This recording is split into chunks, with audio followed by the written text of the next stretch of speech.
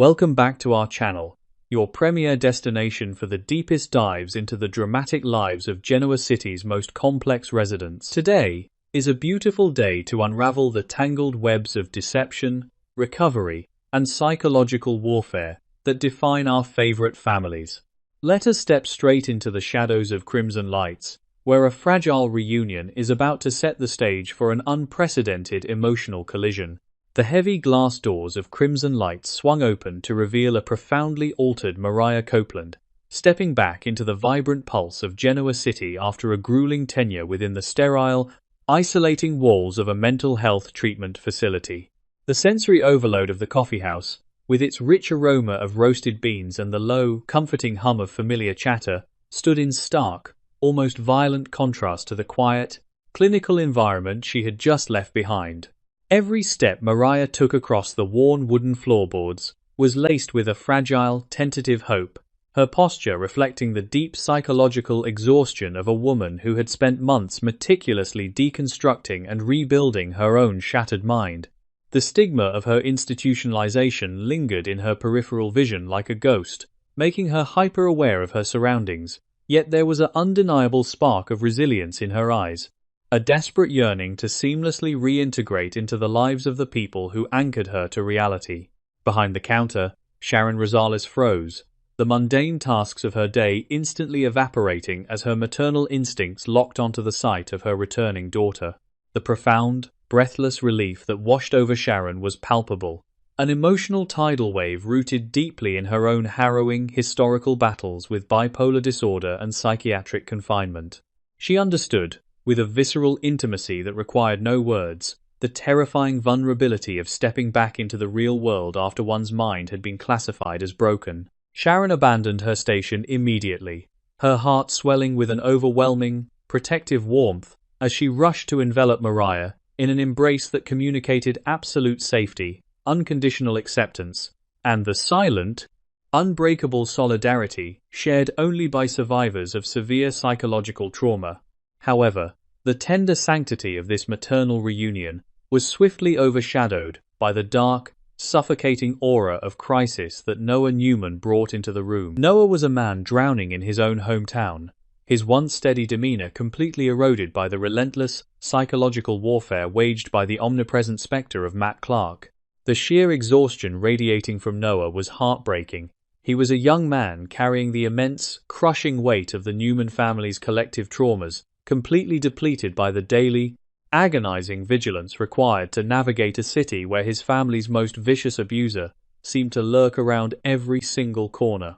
The coffeehouse, usually a sanctuary for the Newman children, felt claustrophobic and tainted, echoing with the unspoken reality that Matt Clark's toxic influence had thoroughly infected the very air they breathed. Pushed to the absolute brink of his emotional endurance, Noah revealed his desperate, final strategy to preserve his sanity and his fractured romantic life. He and Sienna Bacall were packing their lives and fleeing the toxicity of Genoa City for the distant refuge of Los Angeles. This decision was a bitter, jagged pill to swallow, a tactical retreat masked as a fresh start, driven entirely by the unbearable reality that Noah simply could not function while constantly looking over his shoulder. The agonizing tension between Noah and Sienna had reached a critical, unsustainable boiling point, their relationship steadily deteriorating under the weight of endless, exhausting arguments regarding Matt's insidious presence in their lives. Noah realized, with a deep, sickening clarity, that as long as they remained within the city limits, Matt would continue to be a destructive phantom in their relationship, slowly poisoning their trust and dismantling their future. The psychological grip Matt held over the entire dynamic was a masterclass in manipulation, fueling a dark, consuming jealousy within Noah that he could neither suppress nor control. Noah was acutely aware of Sienna's historical vulnerabilities and the dangerous, magnetic pull of her toxic nostalgia for Matt, a dynamic that left Noah feeling entirely powerless and emasculated in his own relationship. The decision to physically extract Sienna from Genoa City was not merely a relocation, it was a desperate, panicked attempt to sever the psychological umbilical cord that Matt was using to quietly reel Sienna back into his dark orbit. Noah viewed Los Angeles not just as a new home, but as an impenetrable fortress, a geographical barrier necessary to protect his love from a predator who refused to relinquish his psychological territory. As Noah vented his profound frustrations to his mother and sister, his worldview regarding Matt Clark revealed itself to be a rigid, impenetrable fortress of cynicism. Noah possessed an absolute, unwavering certainty that sociopathic monsters were fundamentally incapable of redemption, a belief heavily reinforced by the current, devastating reality of his father Nick's spiraling addiction and subsequent institutionalization. Watching his own father, a fundamentally good man, succumb to his inner demons had entirely eradicated Noah's patience for the supposed rehabilitation of a man who had historically inflicted intentional, calculated cruelty upon his family. Noah's bitter condemnation of Matt was laced with a furious disbelief that anyone in town, particularly someone as historically astute as Phyllis Summers, could be so dangerously naive as to buy into Matt's carefully constructed illusion of reform. It was into this hostile, unforgiving atmosphere that Mariah tentatively projected her own fragile, newly formed philosophies regarding the human capacity for change. Having just emerged from an intensive psychological crucible where she was forced to confront and conquer her own darkest impulses, Mariah felt a desperate, existential need to believe that human beings were not permanently defined by their worst moments. Her interjection was not a defense of Matt Clark's specific crimes, but rather a profoundly vulnerable projection of her own deep-seated anxieties regarding her recovery. Mariah needed to believe that if a man with a history as dark as Matt's could genuinely alter his trajectory, then her own path to permanent psychological healing and societal reintegration was secure, making her defense of his potential transformation a deeply personal mechanism for her own survival. The pushback from Sharon and Noah was immediate, fierce, and aggressively protective, driven by a desperate need to shield Mariah's recovering mind from the toxic reality of Matt's true nature. Sharon's maternal terror flared instantly, her psychological defenses snapping into place as she firmly and unequivocally separated Mariah's mental health struggles from Matt's calculated, predatory behavior. Both Noah and Sharon vehemently reassured Mariah that her journey was one of healing a broken mind, whereas Matt's history was one of malicious, intentional destruction, drawing a hard, impenetrable moral line between a patient seeking recovery and a sociopath wearing a mask of convenience. They closed ranks around her with suffocating intensity, desperate to ensure she did not internalize any false equivalencies that might compromise her fragile self-esteem or make her vulnerable to Matt's manipulations.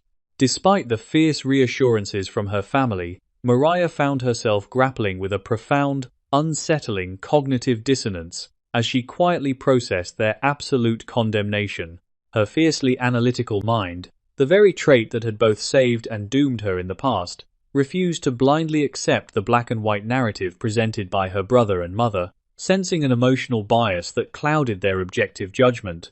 The seeds of a dangerous, insatiable curiosity had been firmly planted in her recovering psyche, compelling her to observe the infamous Matt Clark through the lens of her newly acquired psychological insights, rather than the inherited, generational trauma of the Newman family. Mariah's tendency to trust her own observations over the warnings of others positioned her on the precipice of a highly dangerous emotional experiment, one that threatened to alienate her from her most vital support system. The atmospheric tension leading up to the inevitable early August encounter between Mariah and Matt Clark grew exponentially heavy, thick with the historical weight of his unforgivable crimes against her family. Mariah spent the days prior mentally preparing herself to face the terrifying boogeyman that had haunted the Newman narrative for years, bracing her fragile nervous system for the presence of a dark, brooding predator dripping with malice. The anticipation was a psychological burden in itself, a test of her newly fortified mental boundaries, as she navigated the conflicting emotions of familial loyalty and her own inherent desire to witness the supposed transformation of a monster firsthand. She expected a confrontation, a chilling exchange of veiled threats, or at the very least, the suffocating presence of a man who reveled in the pain he had caused her mother. However, when the highly anticipated introduction finally occurred, Mariah was struck by a jarring, almost violent cognitive disconnect that entirely shattered her preconceived terrors. The man standing before her bore absolutely no resemblance to the sociopathic phantom her family had so vividly described. Instead, Matt presented himself with an eccentric, disarmingly humorous demeanor that completely scrambled Mariah's defensive radar. He did not exude the dark, oppressive menace she had braced for, but rather a bizarre, almost self-deprecating lightness, navigating the tense interaction with a series of quirky observations and unexpected comedic timing that left Mariah entirely off balance. The absolute absence of overt malice in his eyes, and the casual, unbothered nature of his posture, created a profound psychological dissonance, forcing Mariah to question the accuracy of the monstrous portrait painted by her fiercely protective family. This display of eccentricity was, in reality, a masterclass in psychological camouflage, a brilliant, highly calculated tactic designed to bypass the intellectual defenses of his most astute critics.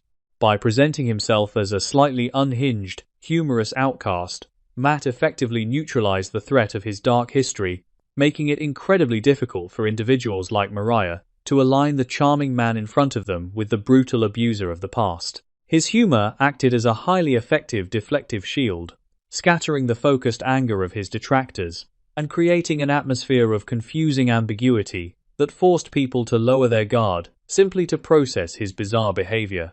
It was a sophisticated form of manipulation that weaponized charm and eccentricity, turning his perceived mental instability into a tool for endearing himself to those who naturally gravitated toward broken, complex individuals. Caught entirely in the crosshairs of this masterful performance, Mariah found herself descending into a dangerous, deeply unsettling internal conflict that threatened to unravel her newly established mental stability. A wave of profound guilt washed over her as she realized she was genuinely amused by the eccentricities of the man who had systematically tortured the people she loved most in the world. A terrifying, unwarranted empathy began to bloom in her chest, a dangerous byproduct of her own recent institutionalization, as she found herself subconsciously relating to his apparent status as a misunderstood outcast fighting against the rigid judgments of society. The rigid, protective lines her mother and brother had so desperately drawn between her recovery and his supposed reformation began to blur in her mind, leaving her completely unmoored in a sea of moral ambiguity and misplaced compassion. Watching this incredibly subtle, toxic dynamic unfold from a distance, Sharon experienced a cold, paralyzing terror that gripped her maternal heart with the force of a vice. She observed, in silent, agonizing horror, how effortlessly Matt's eccentric camouflage was bypassing the psychological defenses that Mariah had spent months agonizingly rebuilding in the facility. The chilling realization washed over Sharon that Matt's most devastating, dangerous weapon was never his capacity for physical violence, but his unparalleled ability to infect the minds of his victims, making them doubt their own reality and turn against their protectors. As Matt shot a brief, knowing, and utterly chilling glance toward Sharon, a major, terrifying question hung heavily in the air. Was Mariah's fragile mind strong enough to survive the psychological labyrinth Matt was building around her? Or had the Newman family just handed the devil his most vulnerable pawn yet?